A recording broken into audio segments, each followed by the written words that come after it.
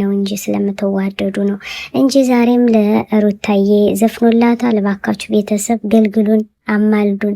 እውነት ለመናገር አብርሃም ሩታን ይወዳል እና ግን በዚህ ልክ እንደሚወዳት ደግሞ የሚያገናኘው ሰው ስላጣ ነው።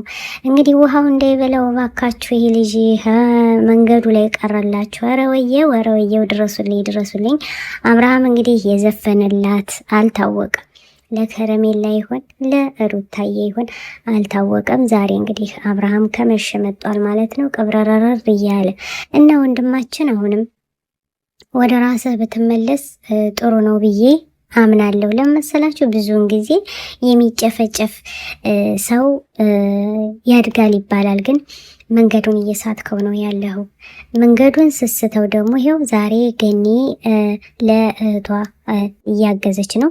አሁንም ወደ ራስህ ካልተመለስክ የሩታን ማንነት ካላወቅ ወይም ጥቅሟን ካላወቅ ሄርሜላን አንተ ባታመጣ ወደ ይሄው ነገር ባልተፈጠረ ነበር እያሉ ተቃውሞ እየቀረበብህ ነው። ሁሉም ጫና የቀረበብህ ለዛሬው ላይ አንተ ላይ ነው። ስለዚህ ለምንድን ነው ሂደህም እኮ ከሩታም ተለይቶ እያለቀሰ ነው የነበረና ዛሬ አብርሃም እያለቀሰ መጥቷል። ውዶቼ የአብርሃም ማልቀስ፣ የሩታ ማልቀስ፣ የሩታ መጨነቅ፣ እርጉዟን እንደዚህ በማሰቃየቱ ህዝቡ እያለቀሰ ይገኛል። እንግዲህ ከመሸ የመጣው አብርሃም ታደሰ እየዘፈነላት የመጣው ለምን ይመስላችኋል? አስደንጋጭ ነው። ሄርሜላ አለች ብለን ነበር። ሄርሜላ እንደሌለችን እነግራችኋለን። ግን አብርሃም መወሰን አቅቶታል። ዛሬም ለምን ይመስላችኋል? አብርሃም መወሰን ያቃተው ከሩታ ሲሆን ፊቱን ይዘፈዝፈዋል።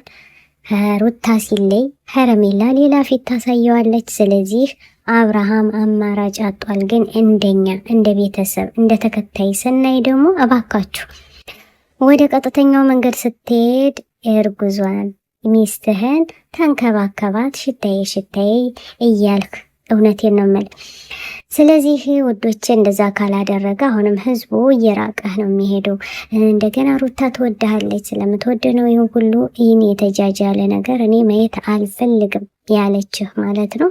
አብርሃም ከመሸ መጥቷል፣ እያለቃቀሰ እየዘፋፈነ የዘፈነውንም አልለየውም ማለት ነው። ሩታ ትናንት ልቧ ተሰብሯል። ዛሬም ደግሞ ለማን ነው የዘፈነው? ግልጥ አድርገው እባክህ፣ ወደ ራስህ ተመለስ። አሰላሙ አለይኩም ወራህመቱላሂ